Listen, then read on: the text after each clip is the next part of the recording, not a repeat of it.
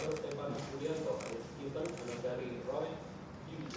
Sugiarto, terbukti secara sah dan meyakinkan salah, maka tidak pidana penipuan sebagaimana dalam dakwaan kedua. 2. Menjatuhkan pidana kepada terdakwa oleh karena itu dengan pidana penjara selama 2 tahun dan 6 bulan.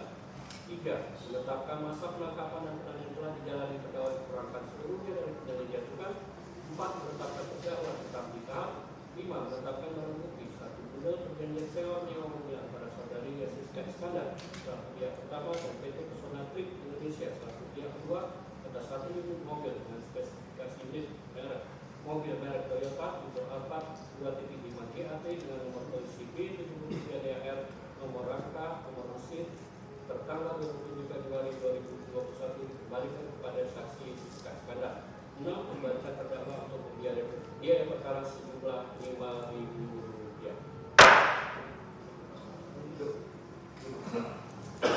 Itu ya, kita dari majelis hakim, penuntut umum, terdakwa dan penasihat hukum terdakwa.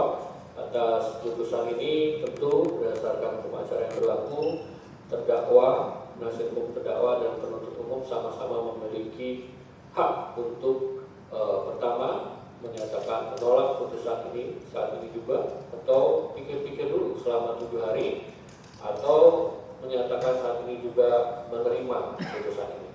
Untuk itu saya beri kesempatan kepada terdakwa untuk berkoordinasi dulu dengan penasihat hukumnya. Silakan.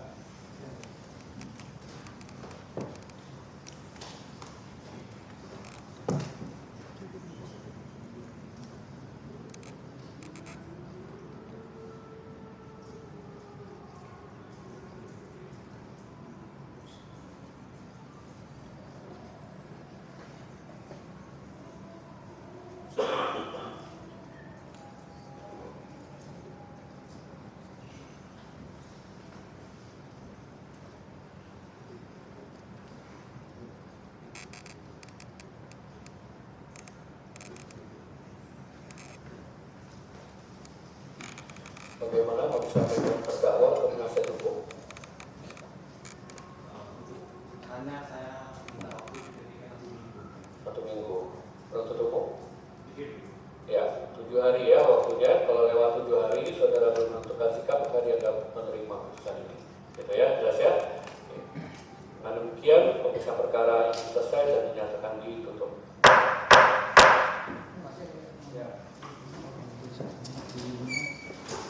Dimana pada hari ini kami datang menghadiri persidangan ya. Pada hari ini hari Senin tanggal 22 April tahun 2024 ya. Dimana mungkin dari teman-teman media semua yang pada hari ini hadir ya di Pengadilan Negeri Jakarta Selatan ya terkait agenda hari ini mengenai putusan dari klien kami yang bernama Christopher Stefanus Budianto ya. Kami sebagai penasihat hukum dari Christopher Stefanus Budianto merasa kecewa ya atas penyampaian daripada majelis hakim terkait ya agenda hari ini yaitu pembacaan putusan ya. Itu yang kami sayangkan pada kesempatan hari ini. Kenapa kecewa, Bang? Ya, kembali lagi ya kenapa kami kecewa ya. Kita flashback lagi ya terkait masalah ini kan berawal daripada adanya suatu perjanjian sewa menyewa ya antara ya klien kami yang bernama Christopher Stefanus Budianto ya dengan saudari Jessica Iskandar ya. Namun kenyataannya ya pada kesempatan hari ini ya kami tidak lihat itu ya terkait adanya penyampaian dari majelis hakim ya terhadap ya si pelapor pada saat itu yang melaporkan klien kami yang bernama Christopher Stefanus Budianto itu tidak disampaikan ya. Padahal kan di awal itu kan si pelapornya siapa?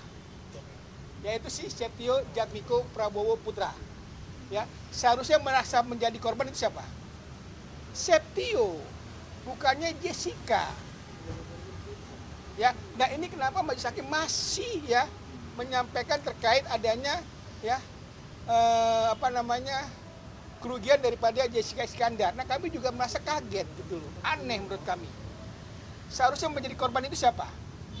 Si Setio sebagai si pelapor Nah ini kami kecewa, seharusnya ini ya klien kami hari ini bebas, sebebas-bebasnya itu loh.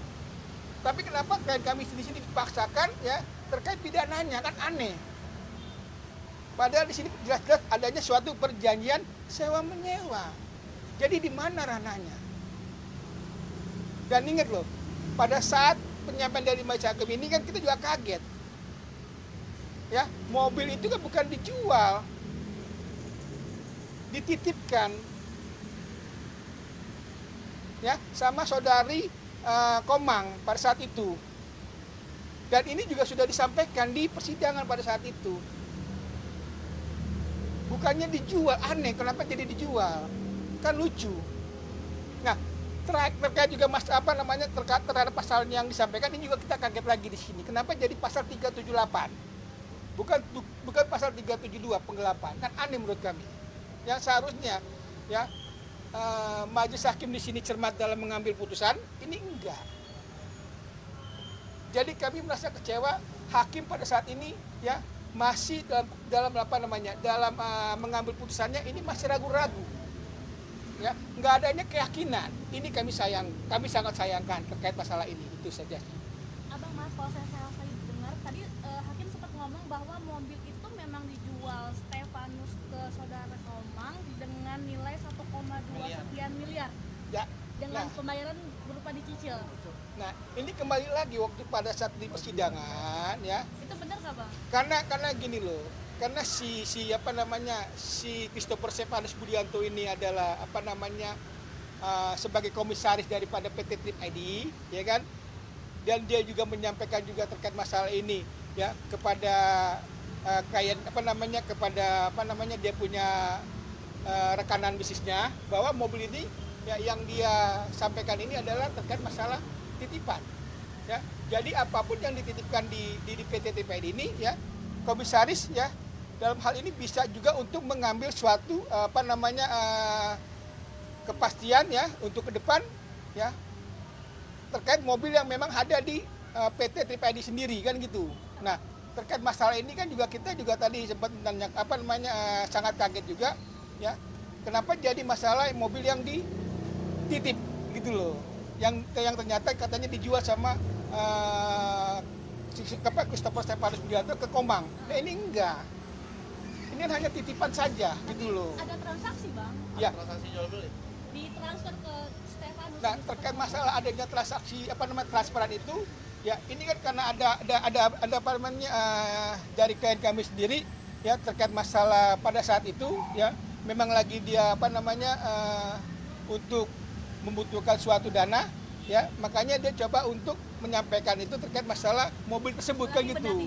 Tapi bukan dijual. Gitu loh, hanya untuk disampaikan untuk peminjaman dana kepada Komang. Digadekin. Semacam itulah namanya. Tapi kan lucunya kenapa jadi beralih dijual? Tapi memang perjanjian sama Komang ini sendiri memang dititip. Jual beli atau gade? Dititip, bukan dijual. Kalau saya dititip nggak ada transaksi dong, Ya, Bang. makanya kan ini kan kembali lagi sama Komang ke Christopher Stefanus Budianto gitu loh terkait mobilnya dititip gitu nantinya. Dan di mana nanti kalau memang uang yang memang dia pegang sama Christopher Stefanus Budianto ini nanti kan akan dikembalikan lagi ke Komang. Intinya itu. Bukan dijual mobilnya. Ini makanya kami kaget pada saat ini penyampaiannya. Tapi berarti kontraknya memang titip bukan jual. Perjanjian itu titip ya, bukannya perjanjian jual beli mobil. Kenapa hakim akhirnya ngomong? Makanya kita kaget. Kenapa ada perjanjian jual beli mobil di sini?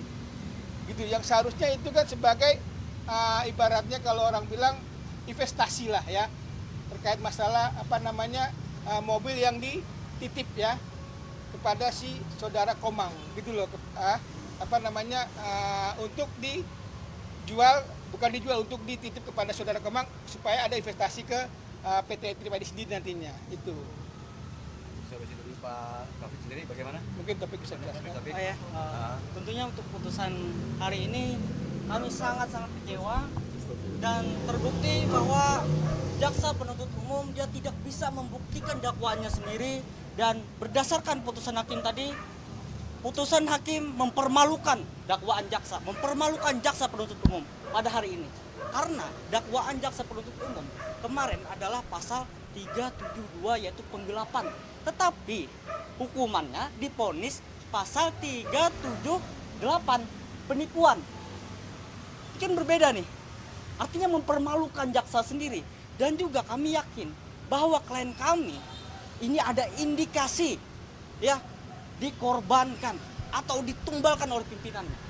Karena posisinya CSB ini, klien kami ini bukan seorang pimpinan.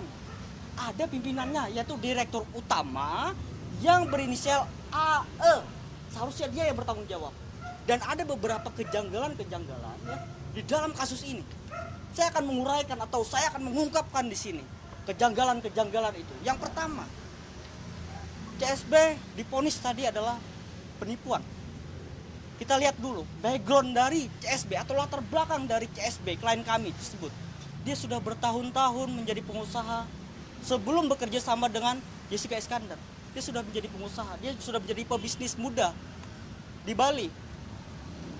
Dan kita tahu kalau bisnis ada untung, kadang rugi. Itu adalah hal yang biasa, hal yang wajar. Ada untung, ada rugi. Tetapi Jessica Iskandar ya, tidak berlebihan jika saya menyebutkan Jessica Iskandar adalah pebisnis pemula yang belum dewasa. Kenapa? Karena dia hanya ingin untungnya saja. Dia tidak menerima kerugian. Padahal pada saat itu tahun 2022 itu kita mengalami zaman Covid. Ini posisinya di Bali, yang mana turis wisatawan tidak bisa datang ke Bali.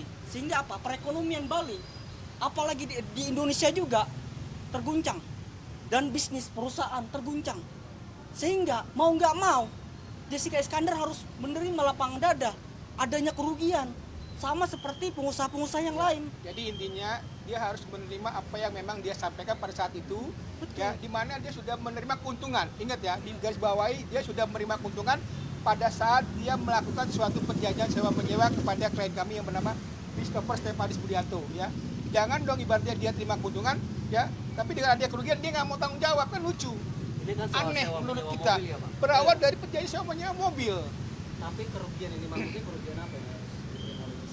Nah, ini makanya kita tadi jadi bingung juga kenapa kok yang disampaikan sama Majelis Hakim ini kok terkait adanya jual beli mobil kan gitu. Ini kan nggak ada ke situ. Oke, terus menyangkut dengan investasi yang tadi disampaikan itu, apakah pihak Jessica tahu waktu CSD melakukan transaksi itu? Nah, terkait masalah ada tidak tahunya dia, ya kan, terkait masalah investasi, ya, karena klien kami di sini sebagai komisaris ya, yang mempunyai kewenangan juga ya terhadap usahanya ya, di PT Tripedinya, makanya di sini dia coba menyampaikan bahwa segala sesuatu yang memang ya berdasarkan atas perjanjian sewa menyewa itu disampaikan untuk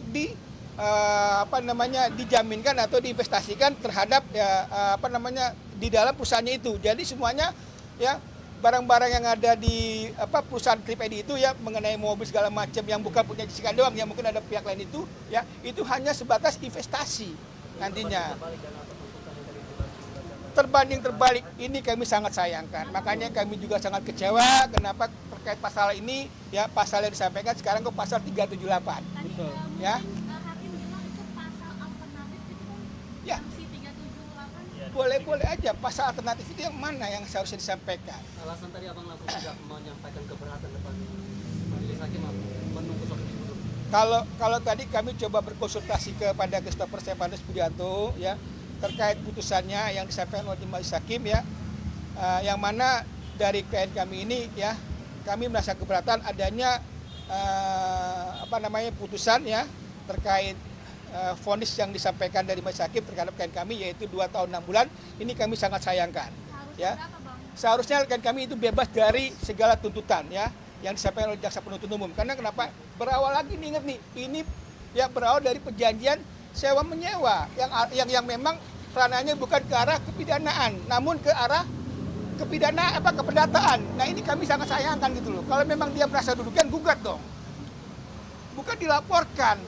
Tapi dia sudah menerima keuntungan, kok kenapa klien kami dilaporkan? Kan ini lucu menurut kami loh. Makanya kami tadi coba menyampaikan ke klien kami ya untuk coba menanggapi dulu ya kan terkait penyampaian dari majelis hakim terkait putusan ini ya, supaya kenapa ya supaya kami bisa berkonsultasi dulu kepada klien kami terhadap putusan yang disampaikan oleh majelis hakim ya pada saat ini yang memang dari klien kami merasa sangat dirugikan ya terkait putusan tersebut.